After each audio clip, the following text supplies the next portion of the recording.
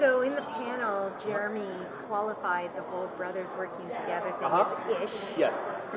What can you tell us about the ish? The ish. I would say and that whenever you have something as big as the darkness, it gives everybody a common goal, you know? It gives everybody a common goal of wanting to kind of take it down. Now, there are going to be twists and turns along the road, there are going to be bumps in the road, there are going to be differences of opinion. Again, that's what makes Supernatural so fun, is that the boys will come at problems from different angles. So I wouldn't say it's they're on the road, they're in the car, they're driving together. It doesn't mean it's going to be the smoothest ride in the world. So the Men of Letters kind of got destroyed a little bit at the end of last season. Is that something that is still going to be a resource for them to use, or is that going to be a place for them to get information? Right. It will still be. I mean, the nice thing about the Men of Letters getting a little destroyed last season is that everyone destroyed it also got destroyed. So it's still a secret that they're keeping and will continue to use. And the Men of Letters has been something for us which has paid so many dividends in terms of being able to delve into the past of hunting, the past of magic, the past of particularly even our guys and their family, that it's a resource we certainly don't want to give up quite yet. Can you talk about the Rowena factor? Sure. I think Rowena, she's out there, she's more powerful than ever. You're dealing with this character who, really was kind of slighted throughout her entire magical life. She always believed she was the best, but when the Grand Coven kicks her out, with Crowley and things like that, she's someone who's had to kind of manipulate her way to the top. She doesn't have to do that anymore. She's at the top. She has more power than any witch, ever, and potentially more power than most things that have ever been on this planet.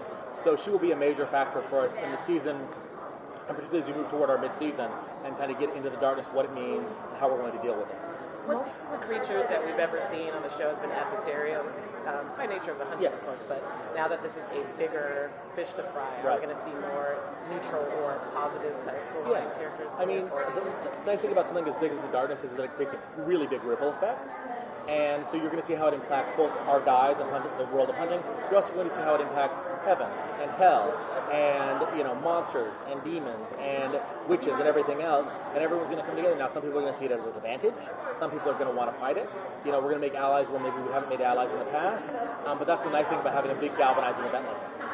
What's your first episode that you're writing of the season, and can you tease anything? Sure. I'm writing, it's filming as episode 3, but it will be the second episode of the season. I would say that it introduces Crowley in a way if Crowley were still alive, it would introduce Crowley in a way we've never seen him before. Failed. Now I'm in trouble. I would also say that I think it sets Sam on a path and a story that I think in some ways will be surprising, and in some ways I think fans have been waiting for a long time. It ties back to something kind of in his past. I'm really excited to see how fans react to that. You also teased something about episode 4 as sort of like a theme or a special. Yes. What can you say? I would say episode 4, it's not quite changing channels. It's not quite our 200th episode. But, Robbie Thompson came in with a really cool conceit and, kind of executed it very, very well. I'm really curious to see how it comes out, and I think fans are really, really going to like it. And how about Dean? Is he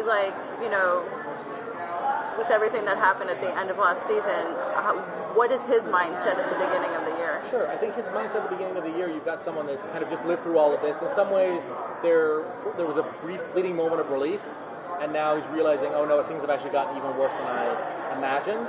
And I think Dean and Sam as well, certainly they feel responsible for that because they made a choice at the end of last season to kind of choose each other versus kind of a bigger threat, and now that threat's come about, and I think they both feel a really strong responsibility to put it right.